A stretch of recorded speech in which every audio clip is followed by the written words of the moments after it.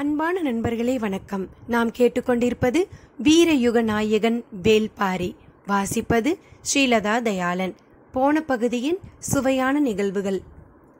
முட்டை போட்ட அன்றே குஞ்சு பொரிக்கும் ஆற்றல் கொண்ட பகரை பறவை, குலநாகனிகள் கொடுக்கும் கசப்பு சாறு போன்று பல நிகழ்வுகளை பார்த்தோம். கொற்றவையை வணங்கிவிட்டு செல்ல வந்த தேக்கனும் சிறுவர்களும் அங்கே யாரோ இருப்பதை உணர்ந்து உள்ளே சென்று தேட முற்பட்டு யாரும் அகப்படாததால் ஒருவர் பின் ஒருவராக வெளியே வந்தனர். கீதானி மட்டும் வராமல் இருந்தான். இனி கதைக்குள். ஒரு கணத்தில் மர இடைவெளிகளை பீத்துக்கொண்டு வெளியே விழுந்தான் கீதானி. அவன் மேல் நூற்றுக்கணக்கான கொடிகள் சுற்றி கிடந்தன. ஓடிப்போய் சூழ்ந்தனர் மாணவர்கள். மரத்துக்குள்ளிருந்து அவன் வந்த திசை நோக்கி முழு ஆவேசத்தோடு மரித்து நின்றான் தேக்கன். உள்ளுக்குள்ளிருந்து எந்த விலங்கு வந்தாலும் ஒரே அடியில் வீழ்த்தும் வெறி கொண்டு நின்றான் தேக்கன். வெளியில் வந்து விழுந்த வேகத்தில் ஏதோ சொல்ல வந்தான் கீதானி. கசப்பு தொண்டையில் நஞ்சாய் இறங்கிக் கொண்டிருந்தது. அதையும் மீறி தேக்கனை கூப்பிடு என்று மரத்தை பார்த்து கொண்டிருந்தவனை கை காட்டி சொன்னான்.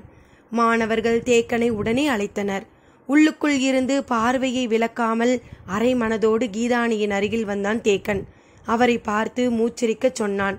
அவர்கள் வெளியேறுகிறார்கள். தேக்கனுக்கு அவன் சொல்வது புரியவில்லை.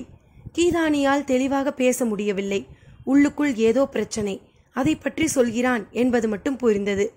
அவன் வெளியேறிய பாதையில் இருந்து ஏதோ ஒன்று வரப்போகிறது என தோன்றியது. கீதானியையும் மரத்தையும் மாறி மாறி பார்த்து கொண்டிருந்தான் தேக்கன். தான் சொல்ல வருவது தேக்கனுக்கு புரியவில்லை என்பது கீதானிக்கு தெளிவாக விளங்கியது. மூச்சிறைப்பை முயற்சி கொண்டு கட்டுப்படுத்தியபடி நஞ்சு கசப்பை எவ்வளவு குடித்தாலும் பரவாயில்லை என முடிவெடுத்து கத்தினான். கிழவா, அவர்கள் எதிர் திசையில் வெளியேறி ஓடுகிறார்கள். தேக்கன் அதிர்ச்சி அடைந்தான். அளவனுக்கு புரிய தொடங்கியது. சொல்லி முடித்த கீதானி கசப்பின் கொடுமையை தாங்க முடியாமல் சுற்றியிருந்த செடி கொடிகளை வாயில் போட்டு அமுக்கி கடித்தான். கண்கள் பிதுங்கி நீர் தாரை தாரையாக வழிந்து கொண்டிருந்தது. தேக்கனின் கைகள் முதன் முறையாக நடுங்கின. அவன் சொல்ல வருவதை அறிவு நம்ப மறுத்தது. ஆனால் இனியும் நம்பாமல் இருக்க முடியாது. பன்றியின் கிடைவாய் கொம்பை இரு உள்ளங்கையிலும் இருக்க பிடித்தபடி மரக்கூட்டத்தின் பின்புறம் நோக்கி ஓடத் தொடங்கினான் தேக்கன். வாய் பிளந்து அவன் கத்திய ஓசையில் மரமெங்கும் இருந்த பறவைகள் படபடத்தன.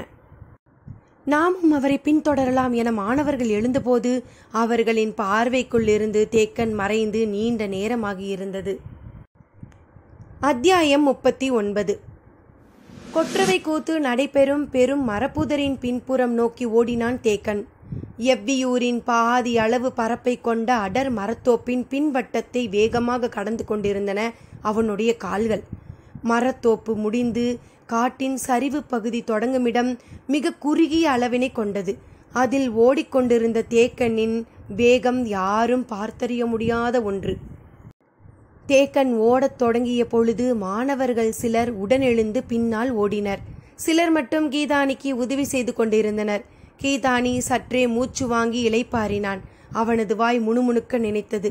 ஆனால் கசப்பு அதனை அனுமதிக்கவில்லை. ஆனாலும் சொற்கள் உள்ளுக்குள் உருண்டு கொண்டே இருந்தன. அவர்கள் நம்மை போன்ற மனிதர்கள் அல்ல, பார்க்கவே அச்சந்தரும் உருவத்தினராக இருந்தனர். இங்கும் மங்குமாக ஓடிய தேக்கனால் அவர்கள் தோப்பை விட்டு எப்பக்கம் வெளியேறினார்கள் என்பதனை தெரிந்து கொள்ள முடியவே இல்லை. யார் அவர்கள்? எத்தனை பேர்? பரம்பு மலையில் இவ்வளவு தொலைவு அவர்களால் எப்படி ஊடுருவ முடிந்தது?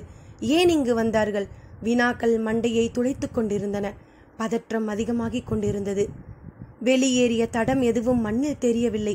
மீண்டும் கீதானியை விசாரிக்கலாமா என்று தோன்றியது. சட்டென பிடிப்பட்டவனாய் அருகிலிருந்த நாங்கில் மரத்தின் மீது ஏறினான். கொப்புகளை பிடித்து வேக வேகமாக உச்சி கிளைக்கு போனான். நார்ச்சத்து அதிகமுள்ள மரமாதலால் தேக்கனை கிளையின் நுனி வரை அது அனுமதித்தது. மர இலைகளை தாண்டி அவன் தலை வெளியில் நீண்டது. கண்ணெதிரே மலை சரிவின் பள்ளம் முடியுமிடத்தில் சிற்றாறு ஓடிக்கொண்டிருந்தது. அதனை கடந்தால் ஆதிமலையின் தொடக்கம். 4 மடிப்புகளை கொண்டது ஆதிமலை. மரத்தோப்புக்குள் இருந்து வெளியேறியவர்கள் சிற்றாற்றை கடந்திருக்க முடியாது. பொழுது மறைய இன்னும் சிறிது நேரமே இருந்தது. அவர்கள் சிற்றாற்றை கடந்து ஆதிமலைக்கு உள்ளே நுழைவதை இங்கிருந்து துல்லியமாக பார்த்து விடலாம். அவர்கள் எத்தனை பேர் என்பதனை அறிய தேக்கனின் கண்கள் அலைமோதிக் கொண்டிருந்தன. ஆற்றின் ஒரு முனையில் இருந்து மறுமுனை நோக்கி கண்களை ஓடவிட்டு கொண்டிருந்தான். மெல்லிய காற்றில் மரக்கொப்புகள் அசைந்தாடியது. மிக கவனமாக நுனிக்கொம்பில் நின்று கொண்டிருந்தான். கொம்பின் கவட்டையை விரல்கள் பற்றியிருக்க உடலின் எடையை காற்றில் ஏற்றி கண்களை ஓடவிட்டு கொண்டிருந்தான். அவர்கள் இங்கிருந்து போனால் ஆற்றின் எவ்விடத்தை கடப்பார்கள் என்று அவன் எதிர்பார்த்த இடத்தை கூர்ந்து கவனித்து கொண்டிருந்தான். ஆனால் வேறு திசையில் சிலர் ஆற்றை கடப்பது தெரிந்தது. தேக்கனின் கண்கள் உற்று நோக்கின. வந்துள்ளவர்கள் 5 பேர். ஒவ்வொருவரும் முதுகுக்கு பின்னால் நீள் வடிவில் குழல் போன்ற நரம்பு கூடையை கட்டியிருந்தனர். அதனை சுமந்தபடி படுவேகமாக ஆற்றை கடந்து ஆதிமலையின் முதற்குன்றுக்குள் நுழைந்தனர். மரத்திலிருந்து தாவி குதித்து அவர்களை கொன்று வீச வேண்டும் என்று மனம் துடித்தது. ஆனால் பதட்டப்படாமல் கவனமாக பார்த்தான். வேறு யாரும் பின்தொடர்கிறார்களா என்று சிறிது நேரம் கவனித்தான். யாரும் பின்தொடரவில்லை. வெறும் 5 பேர் இத்தனை மலைகளை கடந்து இவ்விடம் வந்து உயிரோடு திரும்பிச் செல்கின்றனர். கண்கள் பார்ப்பதை மனம் ஏற்றுக்கொள்ள மறுத்தது. ஆனாலும் நம்புவதை தவிர வேறு வழியில்லை. மரத்திலிருந்து வேகமாக நழுவியபடி கீழிறங்கினான். பொழுது சாய்ந்து கொண்டிருந்தது. மாணவர்கள் எல்லோரும் மர அடிவாரம் வந்து அன்னார்ந்து பார்த்தபடி நின்றிருந்தனர். எல்லோர் கண்களிலும் பெரும் பதற்றம் இருந்தது. ஆசான் சொல்லப்போகும் வார்த்தையை எதிர்பார்த்திருந்தனர். இறங்கிய வேகத்தில் தேக்கன் சொன்னான், அவர்கள் ஆதிமலையின் வலப்புறம் நோக்கி ஓடுகிறார்கள். பரம்பு மலையின் தன்மை அவர்களுக்கு தெரியவில்லை. வலப்புறம் நோக்கி ஓடும் அவர்கள் மச்சக்கடவின் வழியாகத்தான் முதற்குன்றை தாண்ட வேண்டும். இங்கிருந்து குறுக்கு வழியிற் போனால் அவர்களுக்கு வெகு முன்னரே நாம் போய்விடலாம். கடவை தாண்டும் பொழுது ஒருவனின் உடலிலும் உயிர் மிஞ்சக்கூடாது என்று சொல்லியபடி வெறி கொண்டு கிளம்பினான் தேக்கன். மாணவர்கள் அவனோடு ஓடத் தொடங்கினர். ஓடிக்கொண்டே தேக்கன் கேட்டான், மச்சக்கடவு செல்லும் வழி யாருக்கு தெரியும்? எனக்கு தெரியும் என்றான் முடிநாகன். அவசரத்தில் வாய் திறந்ததால் குடம் நஞ்சு உள்ளே கொட்டியது. தாங்க முடியாமல் ஓடிக்கொண்டே காரி துப்பினான். கீதானியும் அளவனும் என்னை பின்தொடர முயலுங்கள். மற்றவர்கள் முடிநாகனோடு இணைந்து வாருங்கள். நீங்கள் வரும்பொழுது அவர்களை மண்ணோடு மண்ணாக சாய்த்து வைத்திருப்போம் என்று அவன் சொல்லிய பொழுது கால்கள் புறவியின் வேகம் கொண்டன. காட்டில் ஓடுவது சிறந்த கலை. கொடிகளை தாண்டவும், முன்காலை மட்டும் ஊன்றவும், படர் தாவரங்களின் மீது குத்துக்காலை பயன்படுத்தவும், பாதமறியா வேகம் கொண்டு ஓடவும் இணையற்ற பயிற்சி வேண்டும். செத்தைகளும் சருகுகளும் கால்களை எளிதில் ஏமாற்றக்கூடியவை. பாறைகளும் பாசிகளும் பாதத்தின் மீதான பகையை காலங்காலமாக வளர்த்து வருவன. கோரைகளின் வகைகளையும் புட்களின் குணங்களையும் பகுத்தறிய முடியாதவன் 10வது அடியில் மண்டியிட்டு விழுவான். தண்டிலும் இலையிலும் கணுவிலும் நஞ்சை வைக்காமல் உடலெங்கும் இருக்கும் சுனையில் நஞ்சை வைத்துள்ள செடி கொடிகளை அவற்றின் வாசனை வழியை கண்டறிந்து விலகத் தெரிந்தவன் மட்டுமே காட்டில் ஓடி இலக்கை அடைய முடியும். மூக்கின் மோப்ப ஆற்றலும் கண் பார்வையின் கூரிய கவனிப்பும் கால்களை இறகு போல் வீசி எறியும் பயிற்சியும் கொண்ட ஒருவனால்தான் காட்டை ஓடி கடக்க முடியும். வேட்டை விலங்குகளின் 4 கால் பாய்ச்சலுக்கு தப்பித்துதான் மனிதன் பரம்பு நாட்டில் வாழ்ந்து கொண்டிருக்கிறான். எனவே அதனுடைய 4 கால் வேகத்தையும் மிஞ்சுவதாக மனித கால்கள் வளம் பெற்றுள்ளன. தேக்கனின் கால்கள் அதனையும் மிஞ்சி ஓடிக்கொண்டிருந்தது. பொழுது மறைந்து நிலவின் ஒளி படரத் தொடங்கியது. தேக்கனின் ஓட்டத்தை எப்படியாவது நெருங்கிவிட வேண்டும் என்று ஆத்திரங்கொண்டு பின்தொடர்ந்தான் கீதானி. அவனை விட வயதிலும் உருவத்திலும் இளைத்தவனான அளவன் பல இடங்களில் கீதானியை கடந்து ஓடிக்கொண்டிருந்தான். நேரம் கூட கூட தேக்கனின் வேகம் கூடிக்கொண்டே இருந்தது. அவனது மனதில் கேள்விகள் அடுக்கடுக்காக மேலெழுந்து கொண்டிருந்தன. கீதானி மரப்புதருக்குள் இருந்து வந்து அவர்கள் வெளியேறிவிட்டார்கள் என்ற சொன்ன பொழுதுகளுக்கும் அவர்கள் சிற்றாற்றை கடக்கும் நேரத்திற்கும் இடையே உள்ள நேரத்தை கணக்கிட்ட பொழுது மனம் முதல் அதிர்ச்சியை அடைந்தது. இவ்வளவு குறுகிய நேரத்தில் இவ்வளவு தொலைவு எப்படி போயிருக்க முடியும் என்று வியர்ந்தான். அவர்களின் வேகம் பிடிபடத் தொடங்கியது. அது வழக்கமான வேகமல்ல என்று மனம் கணித்தது. ஓடிக்கொண்டே கேட்டான், அந்த கூடையில் என்ன கொண்டு போகிறார்கள்? மிக தொலைவில் வந்து கொண்டிருந்த இருவரின் காதுகளிலும் வினா சரியாக விழவில்லை. என்ன கேட்கிறீர்கள் என கத்தினான் அளவன். தேக்கன் மீண்டும் கத்திச் சொன்னான். கீதானி இன்னொரு முறை வாய் திறந்து சொல்லி, நஞ்சு கசப்பை விழுங்க ஆயத்தமாக இல்லை. நான் ஓடியாக வேண்டும். அதுதான் இப்போதைய தேவை என எண்ணியபடியே வேகமாக ஓடினான். முன்னால் போய்க் கொண்டிருந்த அளவன் அதே வேகத்தில் பின்னால் திரும்பி தேக்கன் கேட்டதை மீண்டும் கேட்டான். கீதானி கையசைவாட் சொல்ல அதனை புரிந்து கொண்ட அளவன் மீண்டும் முன்புறம் திரும்பி ஓடியபடி கத்திச் சொன்னான். அவர்கள் தேவவாக்கு விலங்கை பிடித்து கொண்டு போகிறார்களாம். அளவன் சொன்ன சொல் பெரும் மரம் சாய்வதைப் போல தேக்கனின் மீது சாய்த்தது. அதிர்ந்தான் தேக்கன். ஓடுவதா நிற்பதா? மனம் தள்ளாடியது. நம்ப முடியாத சொல். என்ன நடக்கிறது இங்கு? எப்படி நடந்தது? பரம்பு மலையை வேற்று மனிதர்கள் கடந்து வந்து தேவவாக்கு விலங்குகளை எப்படி பிடித்து கொண்டு போக முடியும்? சிந்திக்க சிந்திக்க விடை கிடைக்காமல் வெறி கூடிக்கொண்டிருந்தது. முன்னிலும் வேகம் கொண்டு ஓடினான் தேக்கன். அவனுக்கு பின்னால் வெகு தொலைவில் அளவன் வந்து கொண்டிருந்தான். புதர் கடந்து அடர் மரங்களுக்குள் நுழைந்தான் தேக்கன். அவனை இனி கண்ணிற் பார்க்க இயலாது. குறிப்பிட்ட அடிப்படையில்தான் போக முடியும். எனவே அடுத்ததாக வந்து கொண்டிருந்த அளவன் ஓட்டத்தின் வேகத்தை குறைத்தான். நேரங்கழித்து கீதானி வந்து சேர்ந்தான். இருவரும் இணைந்து அடற்காட்டுக்குள் நுழைந்தனர். தேக்கனின் ஓட்டம் அதிவேகமாக இருந்தது. காரணம், எதிரிகளின் ஓட்டத்தை கணக்கிட்டதால் மச்சக்கடவிற்கு தான் போகும் முன் அவர்கள் அதனை கடந்துவிடக் கூடாது என்பதால் இன்னும் வேகமாக ஓடினான். 1/4 குறைவான குறுக்கு வழியில் தேக்கன் ஓடிக்கொண்டிருந்தான். அதே நேரத்தில் 4 பங்கு அதிகமான சுற்று வழியை எளிதாக கடந்து எதிரிகள் வந்து கொண்டிருந்தனர். நிலவு ஏறியிருந்தது. காடெங்கும் ஒளி படர்ந்தது. மேல் மூச்சும் கீழ் மூச்சும் வாங்க மச்சக்கடவனை அடைந்தான் தேக்கன். வந்த வேகத்தில் சற்றும் இளைப்பாராமல் பாறையின் மீதேறி கண்களை ஓடவிட்டான். இருளில் எதுவும் பிடிபடவில்லை. மூச்சு வாங்கி ஆசுவாசப்பட்டான். மீண்டும் தலை நீட்டி முன்புற சரிந்துள்ள காட்டை பார்த்தான். வெகு தொலைவில் பறவைகள் கலைந்து பறந்ததை கவனித்தான். வருவது அவர்கள்தான் என்பதனை உறுதிப்படுத்தி கொண்டான். அவர்கள் வந்து கொண்டிருக்கும் இடத்தை கணித்தான். இக்கடவனை நோக்கிதான் வருகிறார்கள். அப்படியென்றால் போகும் பொழுதும் இவ்வழியாகத்தான் போயிருப்பார்கள். இக்கடவு அவர்களுக்கு நன்கு தெரிந்த ஒன்று. மனம் அவர்களின் திசை வழியையும் எண்ண ஓட்டத்தையும் கணித்து கொண்டிருந்தது. மாணவர்கள் இருவரும் கீழ்ப்புறம் இருந்து வர வேண்டும். எதிரிகள் வருவதற்குள் வந்து விடுவார்களா என எண்ணிக்கொண்டிருக்கையில் இருவரும் வந்து சேர்ந்தனர். ஒரு வகையில் மாணவர்கள் நிகழ்த்தியது வியர்ப்புக்குரிய ஓட்டம்தான். தேக்கனின் கண்கள் ஆசானாய் இருந்து பெருமைப்பட நேரமற்று இருந்தது. தேக்கன் தாக்குதலுக்கான வழிவகைகளை சிந்தித்தான். கடவின் விளிம்பு பகுதியில் இருவரும் மறைந்து நிற்கச் சொன்னான். கடவின் வழியாக முதலில் வருபவனை நான் அடித்து தூக்கிய கணத்தில் பின்னால் வருகிறவர்கள் சுதாரித்து விடுவார்கள். உள்ளே ஆட்கள் இருக்கிறார்கள் என்பது அவர்களுக்கு தெரிந்துவிடும்.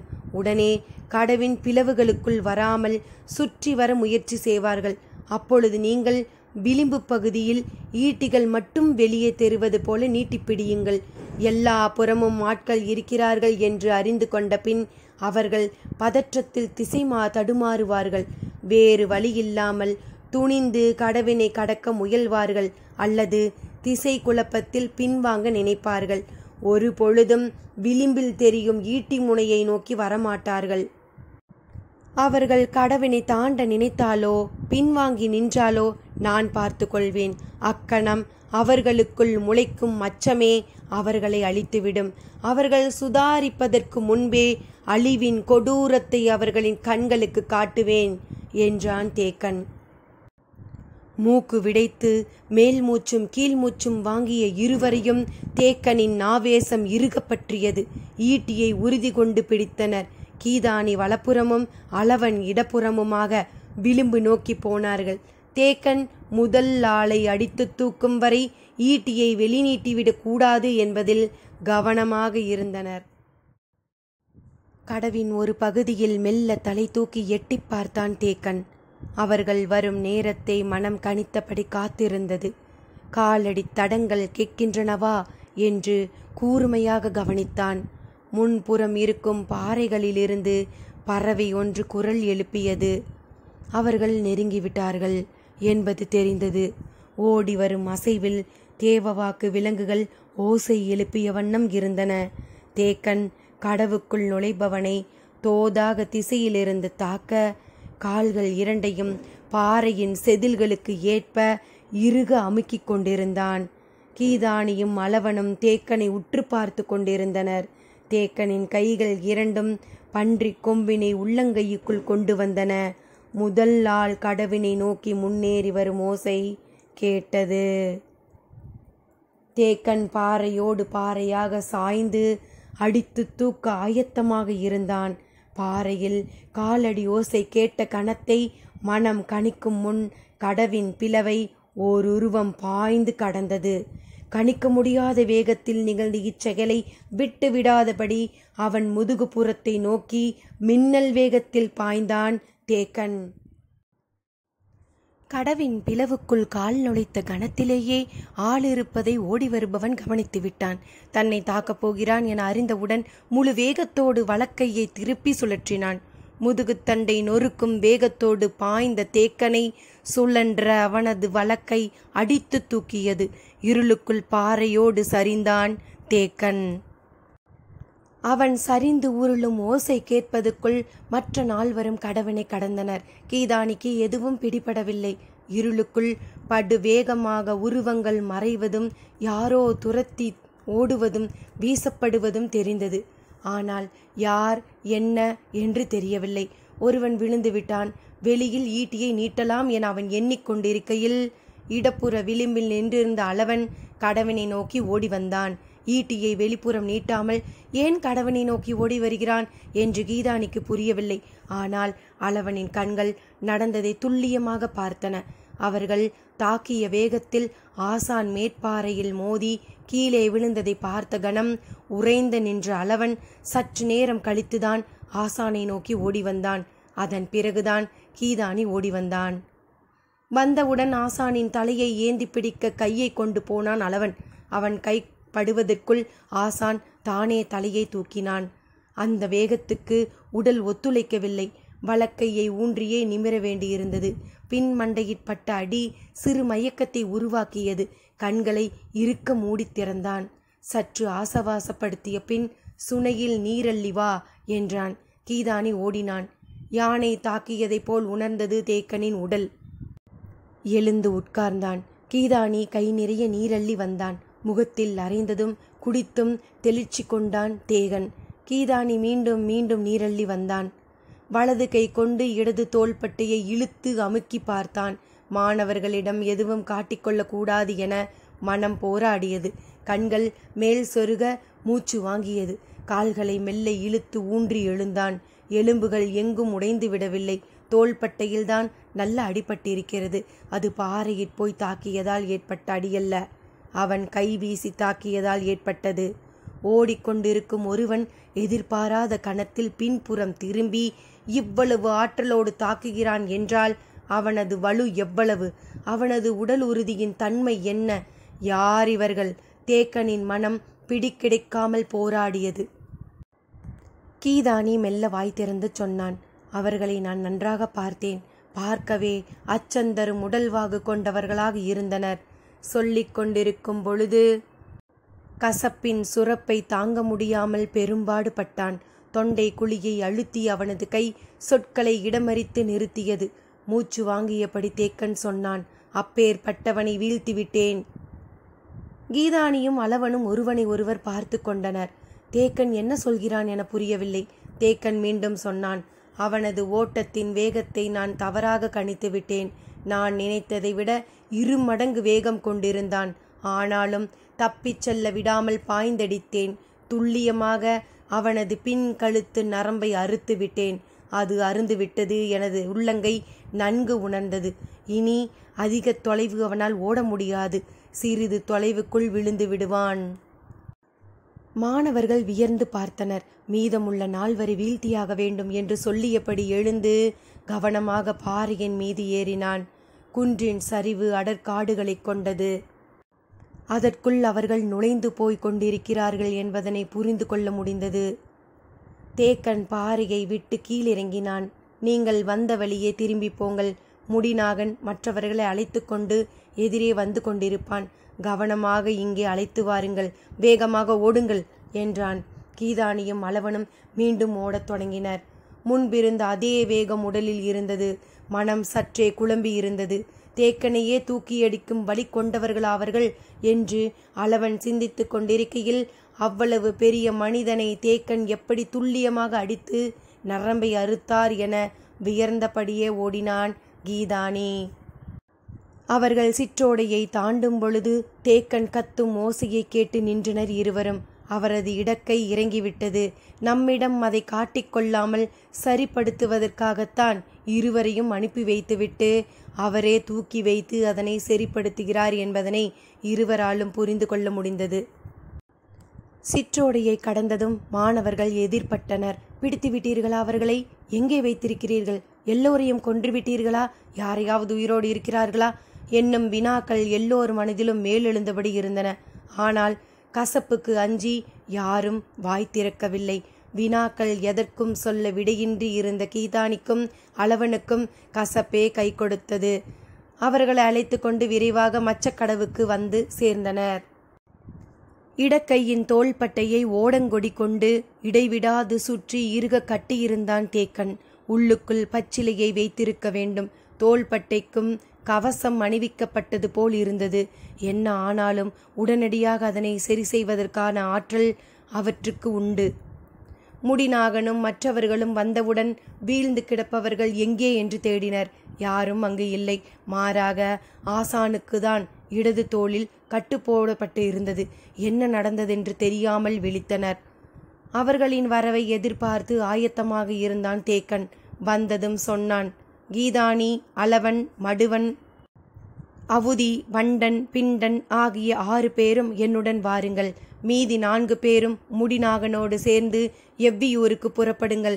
நம் எதிரிகள் தென்கிழக்கு திசை நோக்கி ஓடிக்கொண்டிருக்கிறார்கள். ஆதி மலையின் மிக கடினமான அடற்காடு நிறைந்த பகுதிக்குள் அவர்கள் நுழைந்து விட்டனர். எளிதில் அவர்களால் வெளிவர முடியாது. நாம் இடப்புறமாக நடந்தால் வெகு விரைவாக மேலே இருக்கும் எலிவால் முகட்டிற்கு போய்விடலாம். அவர்கள் அங்கே வரும்பொழுது அவர்களை அழித்தொழிப்போம். நீங்கள் எவ்வியூர் சென்று பாரியிடம் கூறி உடனடியாக ஆதிமலையின் எலிவால் முகட்டிற்கு அழைத்து வாருங்கள். எவ்வளவு விரைவாக முடியுமோ அவ்வளவு விரைவாக செல்லுங்கள் என்றான். தேக்கனின் வேகம் உச்சரிக்கும் சொல் முழுவதும் ஏறி இருந்தது. தன்னால் மட்டும் முடியாது என்றுணர்ந்த கணத்தின் அதிர்ச்சியை வெளிக்காட்டாமல் அதே நேரத்தில் மாணவர்களை நம்பிக்கையோடு இயக்க சொற்களை மனம் தேடியது. உள்ளுக்குள் ஊறி பெருகும் வெறி கன நேரத்திற்குள்ளும் வீணாக்கவில்லை. எந்த வழி போவீர்கள்? வந்த வழி. இல்லை, மிகவும் நேரமாகிவிடும். சிற்றோடையின் இடப்புறமாகவே சென்றால் சிறிது தொலைவில் அருவி வரும். அவ்விடத்தில் சிற்றோடையை கடந்து மேலே ஏறுங்கள். நேராக சென்றால் எவ்வியூர் போய்விடலாம் என்றான். மாணவர்கள் சரி என்று தலையாட்டி சொன்னார்கள். அவ்வழி பற்றி ஐயங்களுக்கு விளக்கங்கள் தேவைப்பட்டன. ஆனாலும் கசப்பை மீறி பேச யாரும் தயாராக இல்லை.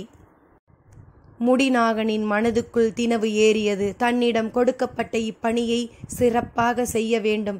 ஆபத்து வரும்பொழுது அதனை எதிர்கொள்ளும் இடத்தில் ஒருவன் இருப்பதுதான் வீரம் அவனுக்கு வழங்கும் வாய்ப்பு. அதனை வெற்றியாக முடிக்கவே ஒவ்வொருவனும் ஆசைப்படுகிறான்.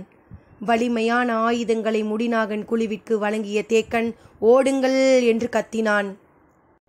பாறை பொடவுக்குள் இருந்த பறவையொன்று படபடத்தது. முடிநாகனும் மற்றவர்களும் அடுத்த அடி எடுத்து வைக்கும் முன் தேக்கன் சொன்னான், ஈன்ற புலி உங்களை விரட்டுகிறது. இருளை கிழித்து நகரும் கால்களின் வேகம் மட்டுமே உங்களை காப்பாற்றும் என்ற எண்ணத்தோடு ஓடுங்கள். தேக்கன் சொல்லி முடிக்கும் முன் பாறையின் கீழ்ப்புறம் நோக்கி பாய்ந்தனர் ஐவரும். அத்தியாயம் 40. பின்னிரவு கடந்தது. எவ்வியூருக்குள் நுழைய இன்னும் எவ்வளவு நேரம் ஆகுமோ தெரியவில்லை. இரவும் புதிதல்ல, காடும் புதிதல்ல. ஆனால் இரவில் காட்டுக்குள் பெரியவர்களின் துணையின்றி பயணித்தல் புதிது. காட்டில் கண்களை கட்டி விளையாடும் பேராபத்து நிலத்தில் இருக்கிறது. அந்த நிலத்தில் வாகும் வடிவும் தெரியாமல் நடப்பது மீள முடியாத ஆபத்தை அடுத்த அடியில் நமக்கு தந்து முடிக்கும். முடிநாகன் அச்சமின்றி வழி நடத்திச் சென்றான். குறுங்கட்டிக்கு இந்த பகுதி பற்றி நன்றாக தெரியும். அவன் பெரிய கிழவியோடு சேர்ந்து 2 மாதங்களுக்கு முன் இந்த காடு முழுவதும் அலைந்து திரிந்தான். எவ்வியூரில் இரவுகளில் ஏற்றப்படும் கொம்பன் விளக்குக்கு ஒவ்வொரு பருவ காலத்திற்கும் ஏற்ப நாகக்கழிவும் நச்சு பிசுனும் மாற்றி பூசப்படும். மழைக்காலத்தில் விளக்குகளை நோக்கி எண்ணிலடங்கா பூச்சி இனங்கள் வந்து குவியும். அவற்றை விரட்ட புதிய சேர்மானத்தோடு கொம்பன் விளக்கை உருவாக்க வேண்டும். அதற்கு மிக அதிக அளவு தேவைப்படுவது செவ்விரியனின் கழிவும் மலைநாகனின் கழிவும் தான். அவற்றை காட்டுக்குள் சேகரிக்கும் வேலையை முது பெண்கள் செய்கின்றனர். குறுங்கட்டி தன் கிழவியோடு அந்த காடு முழுவதும் அலைந்தான். பாறை இடுக்குகளிலும் மரத்தின் ஓரங்களிலும் மக்கிய செத்தைகளுக்குள்ளும் அவற்றை தேடினான். மண்புழு அளவுக்கு கனம் கொண்ட காய்ந்த குச்சியை போன்று கிடக்கும் செவ்விரியனின் கழிவை எடுத்து இச்சிமர பிசினை கலந்து கொம்பன் விளக்கின் மேல் மெழுக வேண்டும். அந்த சேர்மானத்தில் விளக்கின் சுடற்பட்டு கருகி மேலும் புகையும் வாசனையும் காட்டின் எந்த பூச்சியையும் நெருங்க விடாது. இந்த மழைக்காலம் தொடங்கும் முன்பிருந்தே கிழவியோடு சேர்ந்து இந்த மலையெங்கும் அலைந்து திரிந்தான் குறுங்கட்டி. எனவே அவனுக்கு இந்த காடு மிக நன்றாக வசப்பட்டிருந்தது. சிற்றாற்றை கடந்து மேலே ஏறியவுடன் முடிநாகனை முந்திக்கொண்டு பாய்ந்தான் குறுங்கட்டி. சிறு இடரும் இல்லாமல் மிக தெளிவாக வளைந்து நெளிந்து பாறைகளை கடந்து பாய்ந்து கொண்டிருந்தான் அவன். இளமனும் உளியனும் ஆயுதங்களை கவனமாக ஏந்தி பிடித்தபடி ஓடி வந்து கொண்டிருந்தனர். தங்களுக்குள் ஒரு சொல் கூட பேசிக்கொள்ளாத போதும் ஒவ்வொருவரும் ஒவ்வொன்றில் கவனம் செலுத்தினர். எல்லோரையும் ஓடவிட்டு கடைசியாக வந்து கொண்டிருந்தான் முடிநாகன். அவனின் கண்கள் விலங்குகள் ஏதேனும் தெரிகின்றனவா என துளாவின. பின்னிரவின் சரிபாதி நேரத்தில் அவர்கள் எவ்வியூருக்குள் நுழைந்தனர். பாரியை எழுப்பிய வீரர்கள் மாணவர்கள் அவசரமாக பார்க்க வந்துள்ளனர் என சொன்னார்கள். பாரிக்கு காரணம் புரியவில்லை. ஆனாலும் அவர்களிடம் விளக்கம் கேட்பதை தவிர்த்தபடி எழுந்து வெளிவாசலுக்கு வந்தான். மாணவர்கள் ஆளுக்கு ஒரு பக்கம் மூச்சிறைத்தபடி கை கால்களை நீட்டி கிடந்தனர். பாரி வந்ததும் சட்டென எழுந்திருக்க நினைத்தனர். முடியவில்லை. ஐவரையும் பார்த்தான் பாரி. முடிநாகன் மெல்ல எழுந்தான். பேசப்போகும் வார்த்தை தொண்டை குழிக்குள் எவ்வளவு கசப்பை கொட்டப் போகிறதோ என்ற அச்சம் மேலெழுந்தது. பாரியை எழுப்பும்படி வீரர்களுக்கு சொல்லி புரிய வைக்கும் முன்பே 2 முறை வயிறு குமட்டி வாந்தி எடுத்து விட்டான். உதவி செய்ய வந்த இளமனால் ஒற்றை சொல்லுக்கு மேல் பேச முடியவில்லை. ஓடி வந்த களைப்பும் தாகமும் தொடர்ந்தன. எச்சில் ஊறுவதால் கசப்பு நிற்காமல் சுரந்து கொண்டிருந்தது. அவற்றையும் மீறி சிறு சொல் பேசினாலே உமட்டலால் குடல் வெளிவருவதைப் போல அடிவயிறு பிரட்டி கொண்டு வருவதை மாணவர்களால் தாங்க முடியவில்லை. ஏதோ சொல்ல வருகிறார்கள், என்னவென்று புரியவில்லை என்றுதான் வீரர்கள் பாரியிடம் சொன்னார்கள். முடிநாகன் எழுந்து நின்று மீண்டும் கசப்பை விழுங்க முடிவு செய்தபடி சொன்னான். தேக்கன் உங்களை அழைத்து வரச் சொன்னார். முடிநாகனின் முகத்தை உற்று பார்த்தான் பாரி. ஊறி பெருகும் கசப்பு அவனின் நாக்கை பிடுங்கிக் கொண்டிருந்ததை அந்த முகம் வெளிப்படுத்தியது. தேக்கன் ஏன் என்னை அழைத்து வரச் சொல்ல வேண்டும்? இரவோடு இரவாக இவர்களை மட்டும் ஏன் அனுப்பியுள்ளான் என சிந்தித்தபடியே ஒவ்வொருவரையும் பார்த்தான். கை கால்கள் எல்லாம் இழுப்பட்டு ஆங்காங்கே குருதி கசிந்தபடி கிடந்தனர். வழக்கமாக காடறிய உள்ளே அழைத்துச் சென்றுதான் பயிற்சி கொடுப்பான் தேக்கன். இம்முறை உள்ளே அழைத்துச் செல்லவே பயிற்சி தேவை என முடிவு செய்துவிட்டான் போலும் என தோன்றியது. கேள்வி கேட்டு இவர்களை மேலும் கசப்பை விழுங்க விட வேண்டாம் என்று முடிவு செய்த பாரி, ஓய்வெடுங்கள், காலையில் போவோம் என்று சொல்லிவிட்டு மாளிகை நோக்கி திரும்பினான். திரும்பி அவனின் கையை சற்றும் எதிர்பாராமல் இறுகப்பற்றினான் முடிநாகன். உடன் இருந்த வீரர்களுக்கு என்னவென புரியவில்லை. முடிநாகனின் கழுத்து நரம்பெல்லாம் விடைத்து கண்கள் பிதுங்கின. அவனின் தோள்பட்டைக்குள் இரத்த விலாறாக இருந்தன. அவனின் முகம் சொல்ல வருவது என்னவென புரியவில்லை. ஆனால் மாணவர்கள் மன்றாடுகிறார்கள் என்பது மட்டும் புரிந்தது. தேக்கன் முதல் நாளிலேயே பயிற்சியை இவ்வளவு கடுமையாக ஏன் தொடங்கினான் என சிந்தித்தபடியே சரி, புறப்பட்டு வருகிறேன் என்று சொல்லிவிட்டு உள்ளே சென்றான் பாரி. மாணவர்கள் சற்றே நிம்மதி அடைந்தனர்.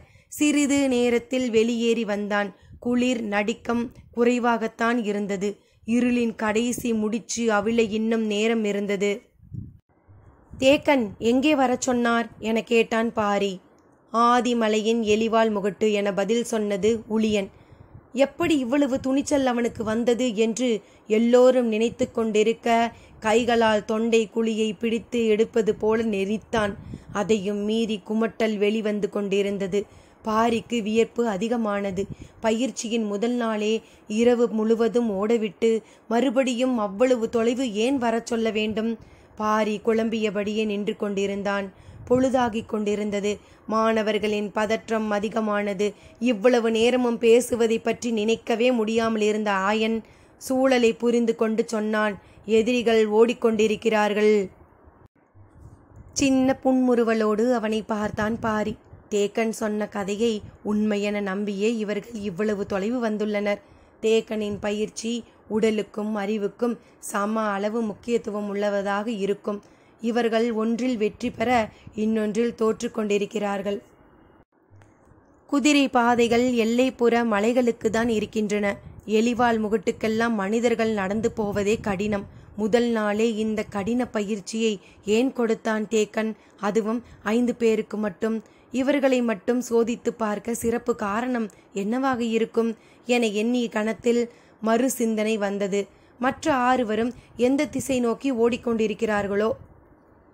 தேக்கனின் நோக்கம் எதுவாகவும் இருக்கட்டும், மாணவர்களை மீண்டும் தேக்கனிடம் கொண்டு சேர்க்கும் வரை நாம் தான் அவர்களுக்கு ஆசானாக இருக்க வேண்டும் என்று மனதுக்குள் முடிவு செய்துவிட்டு மாளிகையை விட்டு வெளியேறி வந்தான் பாரி.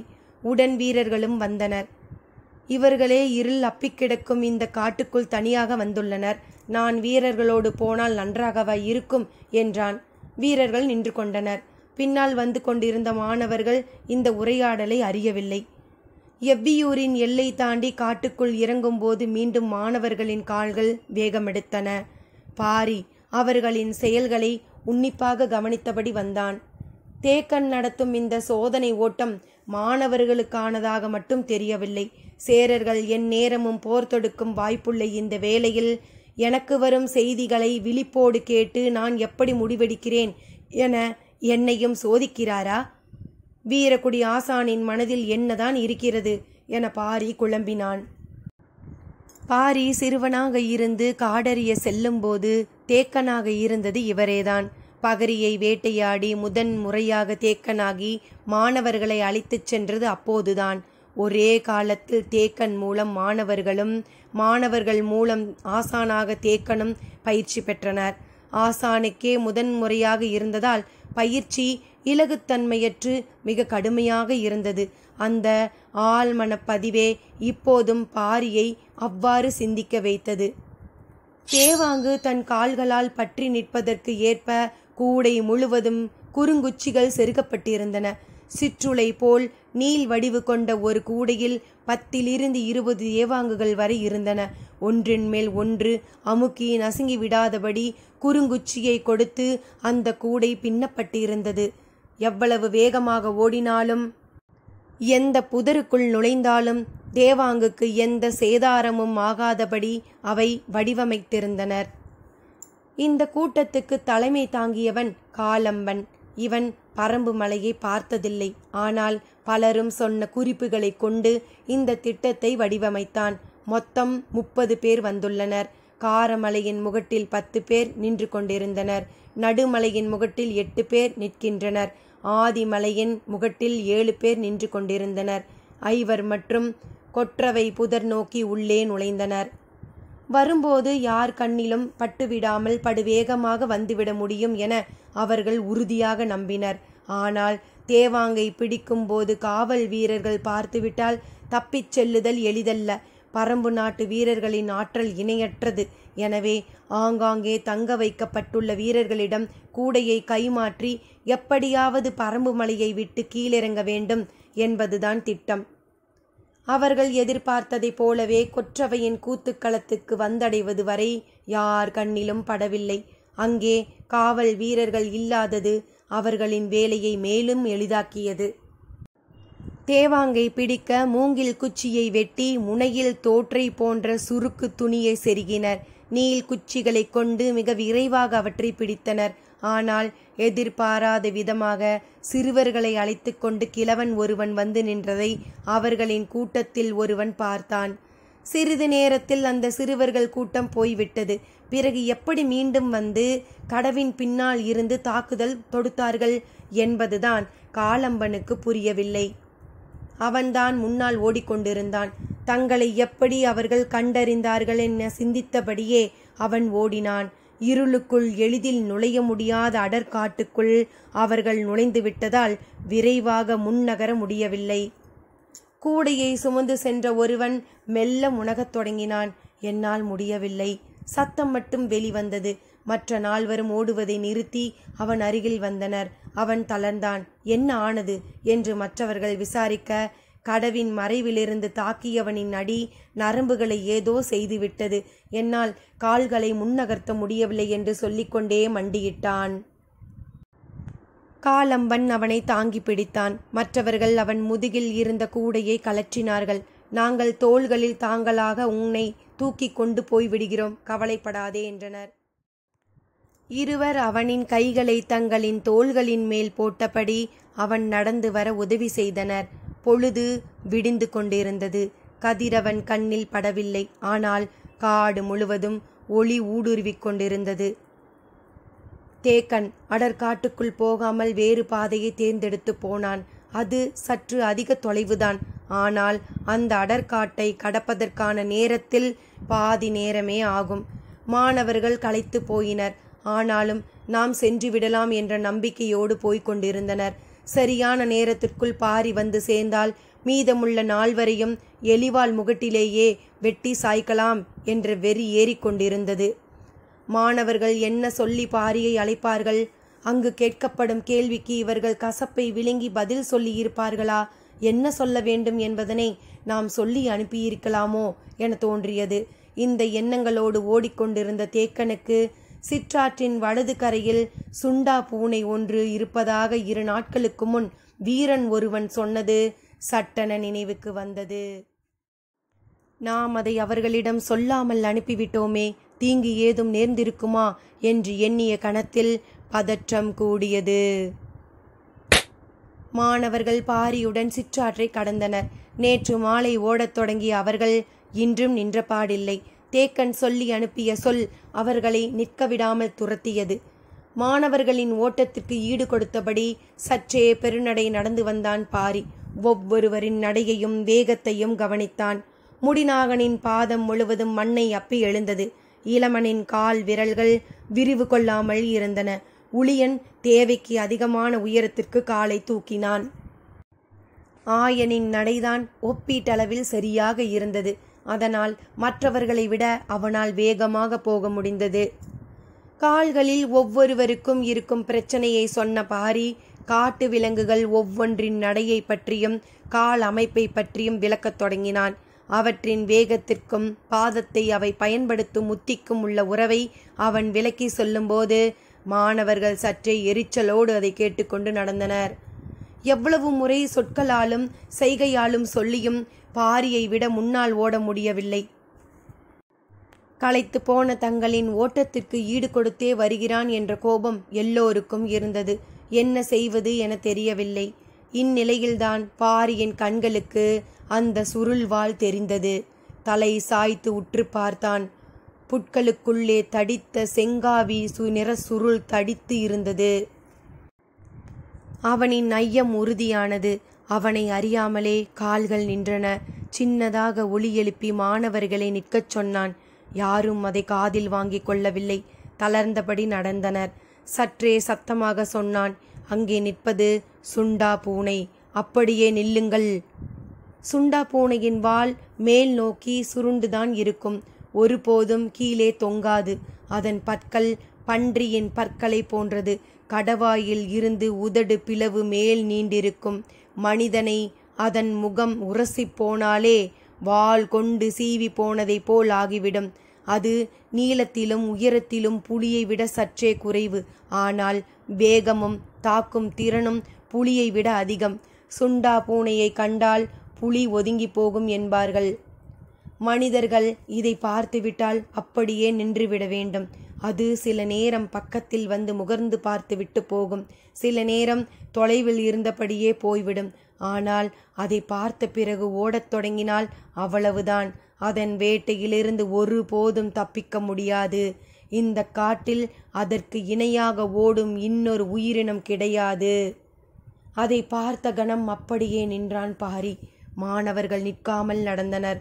தொலைவில் செடிகளுக்கு இடையில் தெரியும் சுருள் வாளை அவர்கள் பெரிதாக கருதவில்லை. பாரிக்கு சின்னதாக பதற்றம் வரத் தொடங்கியது. நில்லுங்கள் என்று மீண்டும் மெல்ல கத்தினான். முடிநாகனுக்கு தேக்கன் சொன்னதுதான் நினைவுக்கு வந்தது. உன் பின்னால் ஈன்ற புலி துரத்துகிறது என நினைத்து கொண்டு ஓடு என்ற வார்த்தைகள் எதிரொலித்தபடி இருந்தன. எதையோ விளக்குவதற்காக நிற்கச் சொல்கிறார் பாரி என்று நினைத்தபடி எரிச்சலில் சற்றே வேகத்தை அதிகப்படுத்தினான் முடிநாகன். என்ன செய்கிறாய் நீ என்று பாரி குரல் உயர்த்தி கத்தியபோது மற்றவர்களும் முடிநாகனை தொடர்ந்து ஓடத் தொடங்கினர். கன நேரத்தில் ஏதேதோ நடப்பது போல் ஆனது. ஈட்டியை இறுகப் பிடித்தான் பாரி. அது நமக்கு அருகில் வந்தால் மாய்த்து விடலாம். முன்னால் போகிறவனை ஓரடி அடித்துவிட்டு பாய்ந்து ஓடினால் போதும். முதுகு கறி எதுவும் மிஞ்சாது. ஏன் இவர்கள் நாம் சொல்வதை கேட்க மறுக்கிறார்கள் என்று அவன் நினைத்து கொண்டிருக்கும் போது மாணவர்களின் எண்ணம் வேறொன்றாக இருந்தது.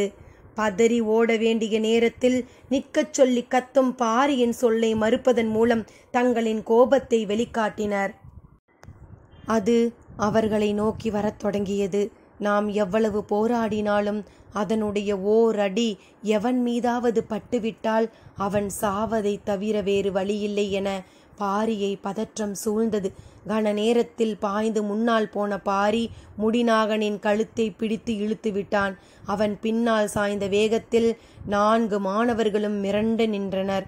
வீரர்களை ஓங்கியபடி அமைதியாக நில்லுங்கள் என்றான் பாரி. அவர்கள் அப்படியே நின்றனர்.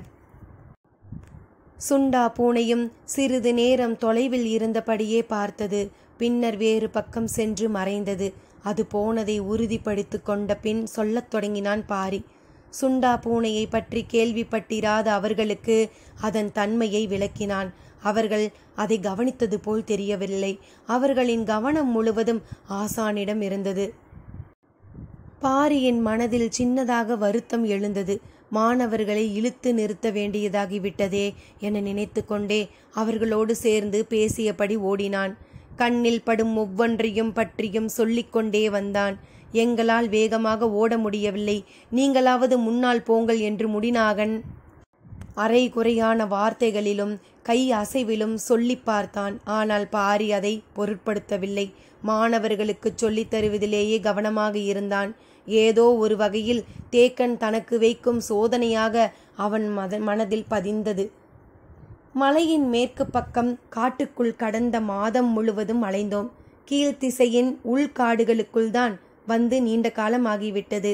சேரனோடு போர் தொடங்கிவிட்டால் மேற்கு பக்கமிருந்து நம் கவனம் திசை திரும்ப நெடுகாலம் ஆகிவிடும். எனவே கீழ்த்திசை காட்டின் இண்டு இடுக்குகளுக்குள் அலைந்து திரிவது அவசியம் என தேக்கன் கருதி இருக்கலாம். மாணவர்களுக்கு கற்றுக் கொடுக்கும் வாய்ப்பாகவும் இது அமையும் என கருதியிருப்பார் என்று நினைத்து கொண்டான் பாரி. ஒரு பாறையின் வளைவில் கடந்ததும் எதிரில் குத்துக்கோரை முளைத்து கிடந்தது. அதில் மிதித்து நடக்கக்கூடாது. அதன் முனைகள் கால் விரல்களின் இடைவெளியில் எளிதில் அறுத்துவிடும் என்று சொல்லியபடி சற்று விலகி ஓட வழிகாட்டினான். சிறிது தொலைவில் சங்கஞ்செடி பெரும் புதர் போல் கிடந்தது. அதில் மிதித்து நடந்தால் இலையில் உள்ள பால் நம் மீது பட்டவுடன் அரிக்கத் தொடங்கும். எனவே மிதிக்காமல் விலகிச் செல்லுங்கள் என்றான். போகும் வேகம் கூடவில்லை. மேலும் கீழுமாக அலைக்கழிப்பதே அதிகமாகிக் கொண்டிருந்தது. மாணவர்கள் மனதுக்குள் பொறுமிக் கொண்டிருந்தனர். பின்னால் வந்த பாரி நில்லுங்கள் என்று சத்தம் கொடுத்தான். கோபம் மேலிட நின்றனர். அருகில் மிக பெரிய செங்கிழுவை மரம் இருந்தது. அதன் கிளை இடுக்கில் எரிவண்டின் கூடு அப்பி இருந்தது. மாணவர்களுக்கு அதை காட்டியபடி பாரி சொன்னான். மரத்தின் முண்டு போல பெரியதாக இருக்கிறதே, அதுதான் எரிவண்டு கூடு. அந்த கூட்டை தொந்தரவு செய்தால் அவ்வளவுதான், நம்மை விரட்டி விரட்டி கொத்தும். எவ்வளவு விரைந்து ஓடினாலும் அதனிடமிருந்து தப்பிப்பது எளிதல்ல. பாரி சொல்லி முடிக்கும் முன் முடிநாகன் விட்டான் ஒரு கல்லை. அது எரிவண்டின் கூட்டை பீத்து கொண்டு போனது. எரிவண்டிடமிருந்து சிறுவர்கள் தப்பினரா? சிறுவர்கள் சொல்வதை பாரி புரிந்து கொண்டானா? எதிரிகள் பிடிபட்டனரா? கேட்கலாம் சிறிது இடைவெளியில். நன்றி நண்பர்களே.